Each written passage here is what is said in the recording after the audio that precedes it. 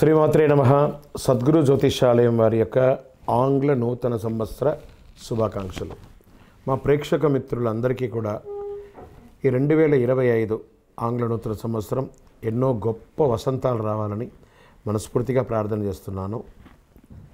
మీరు మాకు చేసే ఒక చిరు సహాయం, మా ఛానల్ని లైక్ చేయడం, సబ్స్క్రైబ్ చేయడం, మీ మిత్రులందరికీ షేర్ చేయడం, ఇది ఒకటి చేయండి. ఇంకా మీకు చాలా అద్భుతమైనటువంటి విశేషాలు చాలా మీకు వస్తాయి. మరి ఈ ఆంగ్ల నూతన సంవత్సరంకి ఉగాదికి మధ్యలో ఉన్నటువంటి 3 నెలలు ఉంటుంది చూసారా, చాలామందికి మళ్ళీ ఉగాది పంచాంగ శ్రవణంతో పాటు మళ్ళీ వస్తుంది. కానీ ఈ 3 నెలల గ్యాప్లలో ఏమేమి జరగబోతున్నాయి, ఓవరాల్ ఇయర్ ఎలా జరగబోతున్నాయి అనేది మనం చూసుకుంటాం. ప్రతి ఒక్కరికి ఒక ఫీలింగ్, ఈ కొత్త సంవత్సరం నాకు ఏం జరగబోతుంది, నేను ఈ సంవత్సరం నాకు వివాహం అవుతుందా, ఉద్యోగం వస్తుందా, నా వ్యాపారం బాగుంటుందా, నా రాజకీయం బాగుంటుందా, నేను ఎలా ఉంటాను అనే ఒక ఆలోచన అంతా కూడా ప్రతి ఒక్కరికి వస్తూ ఉంటుందన్నమాట. దాన్ని దృష్టిలో పెట్టుకొని ద్వాదశ రాశి ఫలితాలన్నిందరికీ కూడాను మనం చెప్పబోతున్నాం. జ్యోతిషాస్త్రరీత్యా ద్వాదశ రాశుల్లో మొట్టమొదటిది మేషరాశిగా పరిగణించబడుతున్నాం. మేషరాశి వారు కొత్త ఏడాదిలో ఈ యొక్క సంవత్సరం 2025లో కొంతమందికి జాక్పాట్ రాశి ఫలితాలు ఉన్నాయి.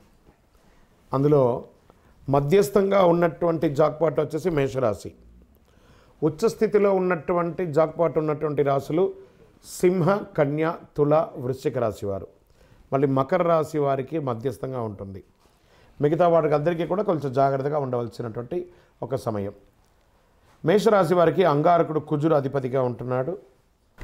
ఈ అంగారకుడు గ్రహం ద్వారా ధైర్యం, కోపం చాలా ఎక్కువ ఉంటుంది. అద్భుతమైనటువంటి నాయకత్వ లక్షణాలు కలిగిన మీరు వచ్చే కాలంలో మేషరాశి వారికి 7.5 శని, 7.5 కూడా ప్రారంభమవుతుంది. శనిదేవుడు కుంభరాశి నుంచి మీనంలోకి ప్రవేశిస్తున్నాడు. ఈ కారణంగా మేషరాశి వారికి కాస్త ప్రతికూల పరిస్థితులు ఏర్పడతాయి మార్చి తర్వాత. ఇంత ఈ రాశి వారికి అన్ని పనుల్లోనూ అడ్డంకులు ఏర్పడుతూ ఉంటాయి. ఈ సంవత్సరం మేషరాశి వారు మధ్యస్థం అని చెప్పాను చూసారా. కొత్త సంవత్సరం మేషరాశి వారికి వ్యాపారం, విద్య, ఆర్థిక, ఆరోగ్యపరంగా ఆసక్తికరమైన విషయాలు ఉన్నాయి. ఆర్థికంగా ఈ రాశి వారికి కొత్త ఏడాది 2025లో ఆర్థిక పరంగా మిశ్రమ ఫలితాలు ఉన్నాయి. ఆర్థికంగా చాలా జాగ్రత్తగా ఉండాలి. షూరిటీ సంతకాలు ఎవరికి పెట్టకండి. ఈ కాలంలో ఏదైనా పెట్టుబడి పెట్టే ముందు అన్ని విషయాలు బాగా ఆలోచించి పెట్టండి. నష్టపోయే అవకాశాలు ఉంటాయి. తెలియని వ్యక్తులతో ఆర్థిక లావాదేవీలు, అసాంఘిక కార్యక్రమాలు ఏది చేయకండి. దానివల్ల మీరు చాలా ఇబ్బందులు పడే అవకాశం ఉంది. లేదా ఆఖరికి కారాగృహం అనుభవించే అవకాశాలు కూడా ఉన్నాయి. అసాంఘిక కార్యాల వల్ల జాగ్రత్త పడాలి. మేషరాశి వారికి కొత్త ఏడాదిలో ఆర్థికపరమైన విషయాల్లో చాలా జాగ్రత్తగా ఒక డిసిప్లిన్ ఉండాలి. సంవత్సరం ప్రారంభం మార్చి నెల వరకు లాభాలు చాలా ఉన్నాయి. కానీ మార్చి తర్వాత కొంచెం ఇబ్బంది ఉన్నాయి. మార్చి తర్వాత శని 12వ స్థానం నుంచి ఉండడం వల్ల కొన్ని కష్టాలు పెరగవచ్చు. ఈ సమయంలో విదేశీ సంబంధిత వ్యాపారాలు కూడా కొన్ని ఇబ్బందులు కలిగే అవకాశాలు ఉన్నాయి. కెరీర్, ఉద్యోగపరంగా మేషరాశికి 2025 సానుకూల ఫలితాలు ఇస్తున్నాయి. అయితే కొన్ని సందర్భాల్లో పెద్ద సమస్యలు, ఏదైనా ఇల్లీగల్ యాక్టివిటీస్ చేస్తే ఉద్యోగం కూడా కోల్పోయే అవకాశాలు ఉన్నాయి. మార్పులు చేసే అవకాశాలు ఉన్నాయి. ట్రాన్స్ఫర్స్ అయ్యే అవకాశాలు ఉన్నాయి.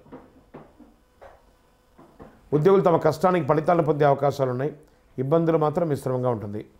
ఇక విద్యార్థుల విషయానికి వస్తే అంకిత భావంతో మీరు చదవాల్సిన సమయం వచ్చేసిందండి. గురుడు మే నెల నుంచి లాభదాయకంగా ఉండడం వల్ల మీకు అనుకూలంగా ఉంటుంది. విద్యార్థులు విదేశీయ విద్య నేర్చుకోవడం, టెలికమ్యూనికేషన్ లేదా ఐటీ రంగం వాళ్ళకి చాలా అద్భుతాలు ఉన్నాయని కూడా చెప్పవచ్చు. ఇంకా ప్రేమించుకునే ప్రేమికుల విషయాలకు వచ్చేటప్పటికీ కొంచెం మిశ్రమమైనటువంటి గొడవలు వస్తున్నాయి. పెద్దలను ఒప్పించి పెళ్లి చేసుకోవడానికి ప్రయత్నం చేయండి. ఆరోగ్యపరంగా కొంచెం నర్వస్ వీక్నెస్ లేదా ప్యాంక్రియాస్, లంగ్స్ ఇవన్నీ కూడా కొంచెం ఇబ్బందులు వచ్చే అవకాశాలు, జాగ్రత్త పడండి. మానసికంగా, శారీరకంగా చాలా ఇబ్బందులు ఎదురవుతూ ఉంటారు. మీ సమస్యలు మరింత పెరిగే అవకాశాలు ఉంటాయి మే నెల తర్వాత. ఇదేదో భయపడడానికి కోసం కాదు, ఉన్నది చెప్తున్నాను. జాగ్రత్త పడండి అన్నాం. వైద్యుని సంప్రదించండి. సరే, భార్యాభర్తల మధ్య సఖ్యత కాస్త లోపం అవుతుంది. అది కూడా మీరు కాస్త జాగ్రత్త చేసుకోవాలి. రియల్ ఎస్టేట్ రంగం వారికి మిశ్రమ ఫలితాలు, వ్యవసాయదారులకి చాలా బాగుందని కూడా చెప్పచ్చు. ఐటీ రంగం వారికి, టెక్నాలజీ, ప్రింటింగ్ కానీ, టీవీ కానీ, నెట్వర్క్ కానీ వీరికి అందరికీ కూడా కాస్త మిశ్రమ ఫలితాలను కూడా చెప్పచ్చు. కొత్త ఏడాదిలో కొంచెం పరిహారాలు ఉన్నాయి, చేసుకోండి. ప్రతి శనివారం వీలుంటే సుందరకాండ పారాయణం చేయండి.